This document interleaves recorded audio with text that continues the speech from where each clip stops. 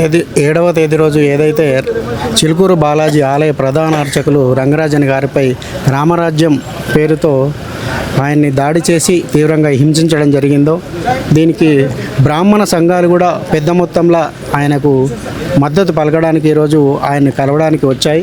అదేవిధంగా వారు కూడా బ్రాహ్మణ వ్యవస్థపై చేసిన దాడిగా వర్ణిస్తూ ఆయనకు మద్దతు తెలపడానికి ఈరోజు మనకు బ్రాహ్మణ సంఘాల తరపున రావడం జరిగింది.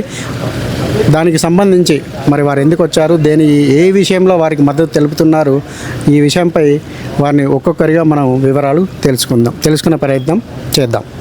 నా పేరు Narasimhamurthy, federation of all Brahmins associations general సెక్రటరీని. ఇవాళ ఈ జరిగినటువంటి ఘోరమైనటువంటి దౌర్జన్యం, బ్రాహ్మణుల మీద అర్చకుల మీద జరిగిన దౌర్జన్యం మేము మా సంఘ సమాఖ్య తరపున ఖండిస్తున్నాం. ఇటువంటి సంఘటనలు జరగకుండా తగిన చర్య తీసుకోవాలని, దౌర్జన్యం చేసిన వారి మీద వాడిని శిక్షించాలని మేము ప్రభుత్వాన్ని కోరుతున్నాం. ఈ అర్చకులకు రక్షణ లేకుండా పోయింది. ఆ రక్షణ అనేది ముఖ్యమైనటువంటి, ప్రతి అర్చకుడు భయపడుతున్నాడు. ఇంత పెద్ద దేవాలయంలోనే దౌర్జన్యం జరిగిందంటే చిన్న దేవాలయాలు గత ఏమిటి, వాళ్ళ బతుకులెంత, అర్చకులు ఏమిటి, ఏ రోజుకి ఆ రోజు సంపాదించుకొని తినేవాళ్ళు అర్చకులు.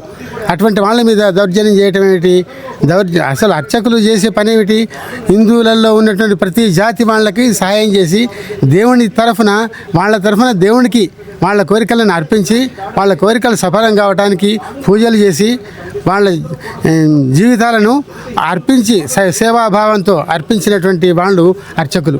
అందువల్ల వాళ్ళని పోషించవలసింది కూడా ప్రభుత్వమే, వాళ్ళని రక్షించవలసింది ప్రభుత్వమే, వాళ్ళకి ఉపాదానం కల్పించవలసింది కూడా ఆ ప్రభుత్వమే. ఈ రామరాజ్యం పేరుతో దాడి చేసిన దానికి సంబంధించి మీకేమైనా దానికి సంబంధించిన రామరాజ్యం అసలు ఏంటిది, వాళ్ళ వ్యవస్థ ఏమిటిది, వాళ్ళ యొక్క ఉద్దేశాలు ఏమిటి, ఏమైనా సమాచారం మీకు ఉందా? అంటే బ్రాహ్మణ వ్యవస్థలో మీరు ఉంటున్నారు కాబట్టి ఆ రామరాజ్యం యొక్క ఆర్గనైజేషన్ సంబంధించిన సమాచారాలు ఏమైనా మీ దగ్గర ఉన్నాయా? లేవండి, రామరాజ్యానికి మాకు సంబంధం లేదు. రాముడు గొప్పవాడు, మంచి పరిపాలకుడు అనే విషయం అందరికీ జగమెరిగినటువంటి సత్యమే. అటువంటి రామరాజ్యం కావాలని ఎవరైనా కోరుకుంటారు.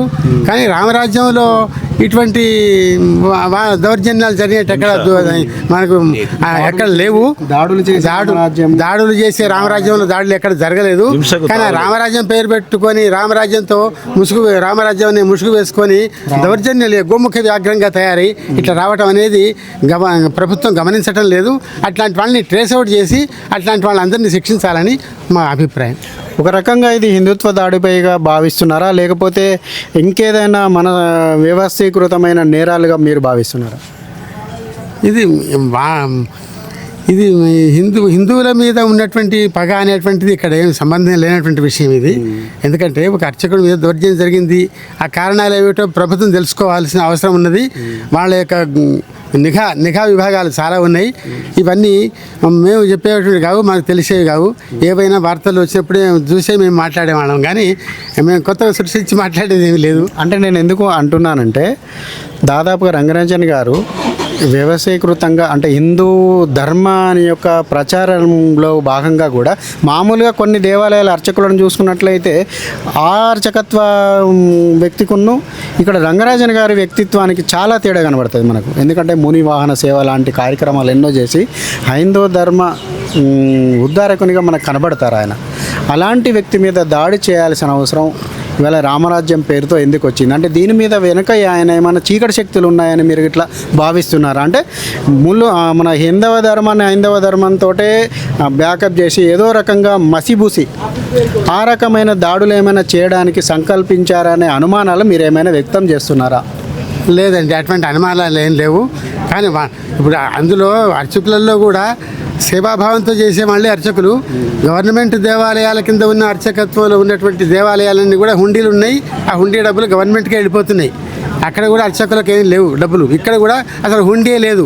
అంత నిస్వార్థంగా చేసేటువంటి బ్రాహ్మణుల మీద, అర్చకుల మీద ఇట్లాంటి దౌర్జన్యం జరగటం మేము చాలా ఖండిస్తున్నాం. అటు జరగకూడదని గవర్నమెంట్ వాళ్ళే దీనికి తగినటువంటి ఏర్పాట్లు చేయాల్సినటువంటి అవసరం ఉందని నా అభిప్రాయం.